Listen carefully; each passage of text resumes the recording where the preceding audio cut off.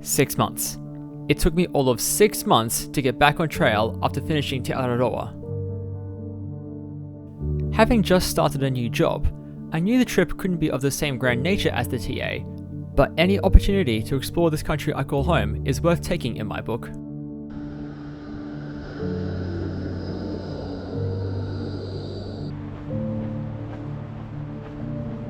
Before ditching civilization, I set myself a quick side quest to visit the gold mining town of Bendigo, exploring some of the old mine shafts and riding one of the historic trams that transported workers throughout the town for many a decade. So right our main shaft, we're directly below the poppet head, where we were standing before. And this is where our cages go. What the miners do, they've got the little belly and they fill that with water. You then have a cylinder you're packed with calcium carbide.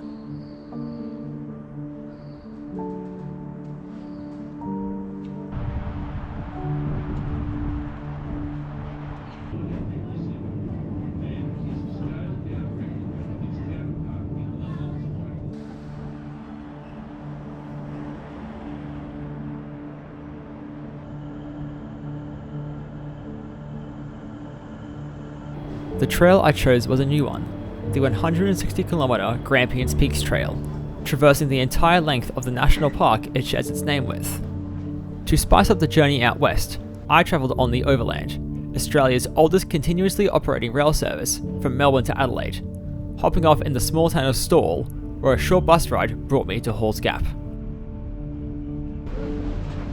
Thank you very much. Thank you so much. Jump on here, guys.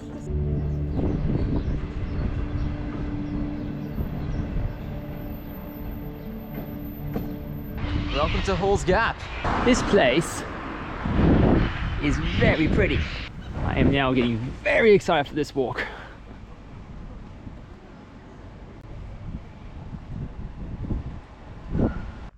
Out the Mount Zero trailhead, just got a shuttle from Hall's Gap.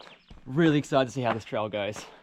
First day to Gar campsites around 23 k's. Hopefully the trail shouldn't be too bad. I should be able to get there before dark. That's the plan anyway. I experienced all of about 100 meters of flat trail before I began climbing an exposed slab of sandstone, seeking out trail markers in between laboured breaths.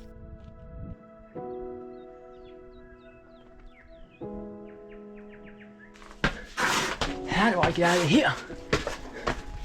Oh, hang on. Like that, that's how I get out of there.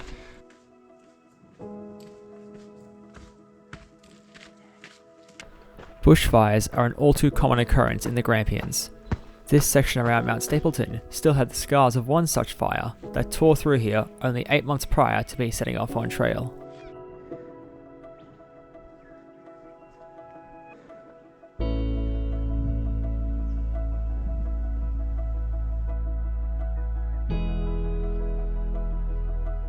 .3 k's 5 hours.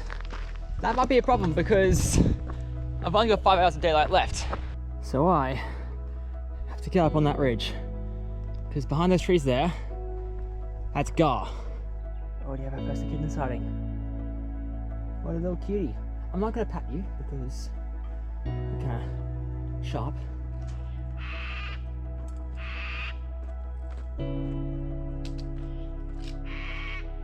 Car, no. Car, no. Cross. The name given to this mountain range by the Djab-Wurrung and Yabwajali peoples is Gary word. For thousands of years, they have lived on the land I am now crossing, documenting their lives through artwork imprinted on rock faces across the entire range. The campsites along the GPT are basic, but they have a modern feel about them, with dedicated tent platforms and uniquely designed shelters that come with some stunning views. Oh yeah. Oh, that's good. I think we may have a contender for a new best campsite. Ignore the mess. Just, look at that. This is where I stay tonight. Got 6 more days of this. If it keeps being like this, then I'm in for a treat. Okay, I'm gonna say something a little bold right now. I think last night was colder than any night I spent on the TA. And I woke up at 3 o'clock, checked my phone, and my phone was saying it was 1 degree. And I don't think any night on the TA got lower than that. Yeah, it was freezing. I was soon made to regret my complaints about the cold. The cloudless sky and low-lying foliage did an excellent job at making the rest of the day a rather sweaty affair.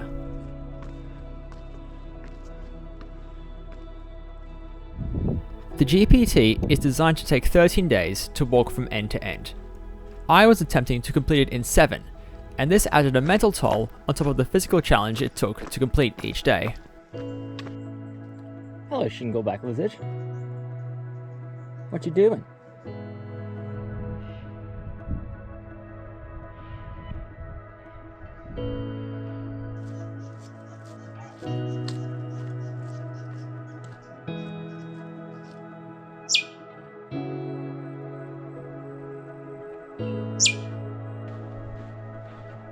By the time Hall's Gap came into view, my energy reserves were completely spent, and I was starting to question if I had potentially bitten off more than I could chew. Hello again, Hall's Gap.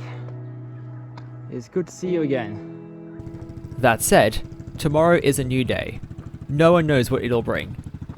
Except in this case, I did know of one thing that was certain. Day 3 of the GPT? Look who I found! That's right, Matt's back. I figured since I was hiking in his home state, I should invite him along.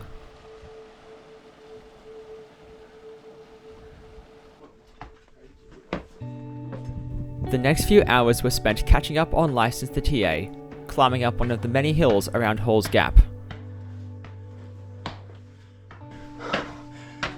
Oh my word, this is... Whoa! I fit through here?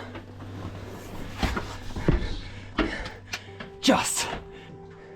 Good luck. I'm stuck. I can't go any further, man. Think thin thoughts. Oh my word. I'm stuck.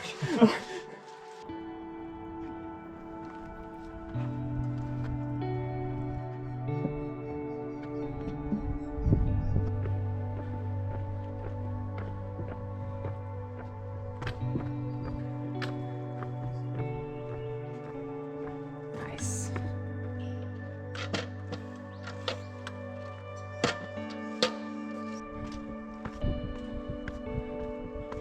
We didn't know it yet, but the scramble up and over Mount Rosea proved to be a small taster of the sort of terrain we would be covering over the next few days. Oh, I go down here. Squeeze through.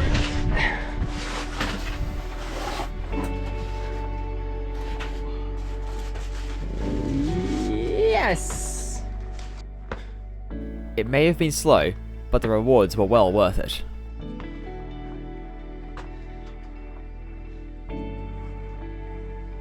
That's a long way down.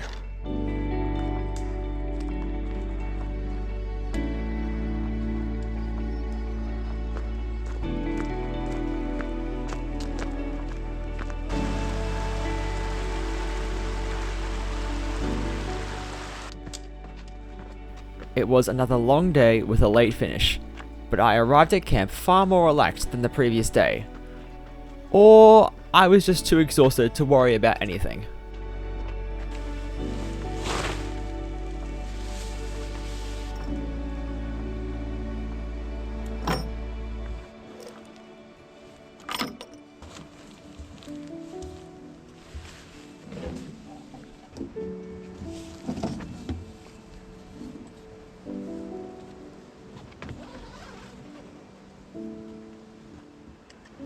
To provide Store with a reliable source of water, engineers designed a system of flumes and siphons to transport water from the Grampians to the town. Although it was replaced in the 1950s with an underground pipeline, remnants of the old flume can still be seen around Barryallogue.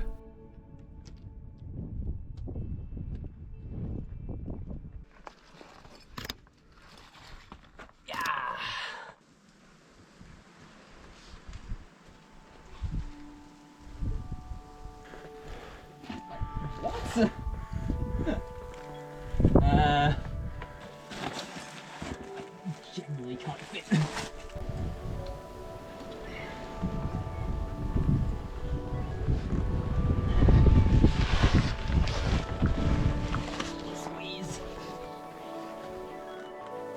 works. So that little guy over there, that is Mount William. We'll be up there tomorrow.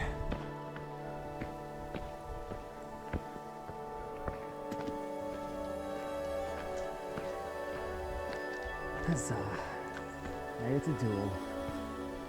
This being the most technical section of the trail, this was the only time Matt and I did not skip a campsite, opting instead for an early finish to recover before tomorrow's traverse of the 2 tallest peaks in Garryword. Alright, day 5 of the GPT.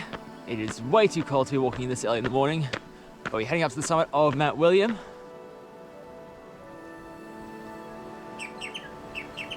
Well, we made it. Top of Mount William. Highest point on the Grampians Peaks Trail. Every November, this trail plays host to the GPT 100, an ultra marathon running the entire 100-mile length of the track. Those brave and/or insane enough to take part are given only 50 hours to finish the race, compared to the much more leisurely 13-day itinerary that walkers take.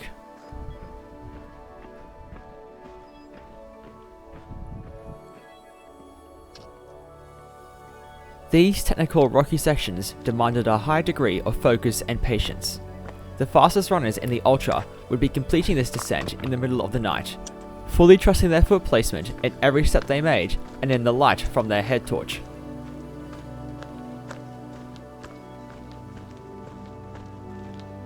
Well, it may be 1:35, but we reached our lunch spot. Not the toilet, but the campsite in there. Matt done goofed. I mean, it looks smart in person. Oh my word. It was probably a smart idea hanging up over there, but you're so high up that you can't get down without climbing. It had taken longer than anticipated to finish the first half of today's hike, but we still found time to stop and appreciate the beauty of the wildflowers and vast mountain views all around us in the glow of the afternoon sun. Nearly at the end of a very long day. Made it. Ooh, very pretty campground. Very pretty.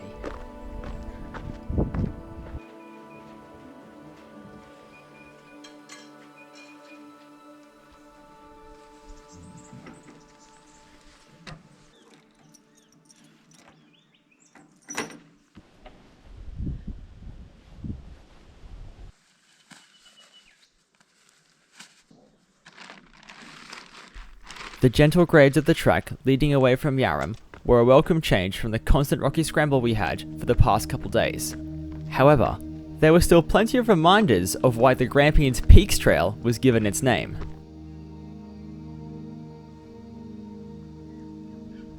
I mean, look at this! Look at this! This is a gorgeous campsite. It's a shame we aren't staying here.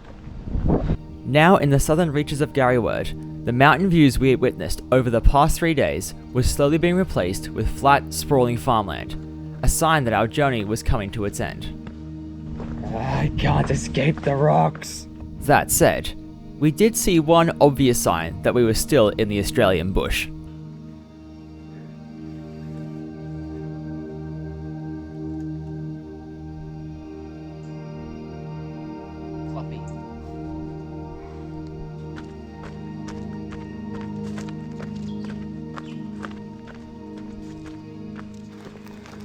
A good time just as the rain comes down. We have arrived at our camp for the night. It's been a marvelous day of hiking. This is the campsite. Nice shelter there, water tank. All the tent platforms are down there, but no one else is at camp tonight, so we're just gonna sleep in the shelter. One more day tomorrow. Can't believe it's almost over. Just an incredible part of Australia. Really, really glad I came here, even if my feet are completely battered. Alright, last day of the GPT. I only got 21 k's to Dunkeld, but standing in our way are a few mountains. Climbing the first couple mountains was hard work, but it would sadly go unrewarded. Yes, what great views. Spectacular. It made for quite an eerie sight. seeing the trees dancing in time with the swirling fog all around us.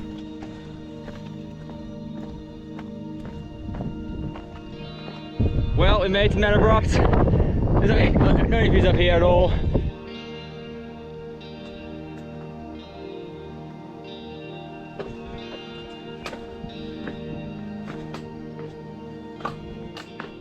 With the fog having now lifted, we could now see the one final obstacle in between us and the trailhead at Dunkeld. The last climb of the Grampians Peaks Trail, and we begin it with more stairs. Lots and lots of stairs. So what I said before was a complete lie. It's actually more rocks than stairs at the moment. I can't escape the rocks.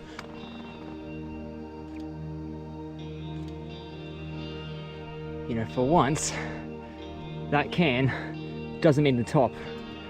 We still have to go somewhere up there, I think. Done it! Mount Sturgeon completed. And that's the destination down there. That is Dunkeld. I'll be with you shortly.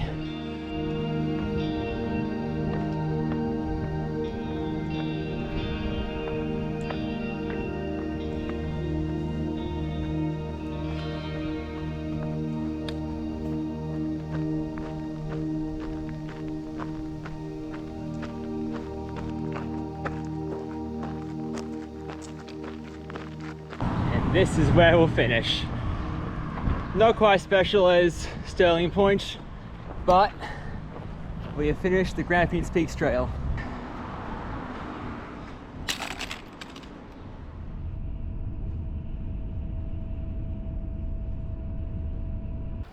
I had planned this trip still filled with the confidence I had gained on the TA, so my impression was the GPT wouldn't be all that challenging.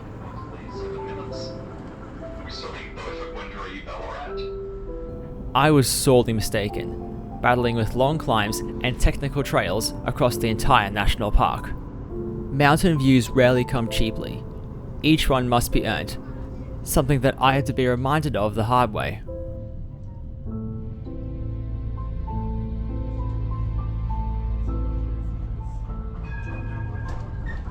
That said, the GPT is a phenomenal trail in a beautiful part of Australia, and getting to experience it in the height of spring, the forest painted with hundreds of blooming wildflowers, was the icing on the cake.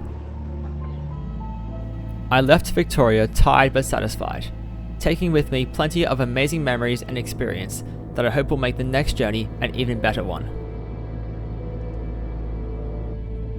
Where that journey is remains to be seen. Right, now for the age-old question. Where should I park my car?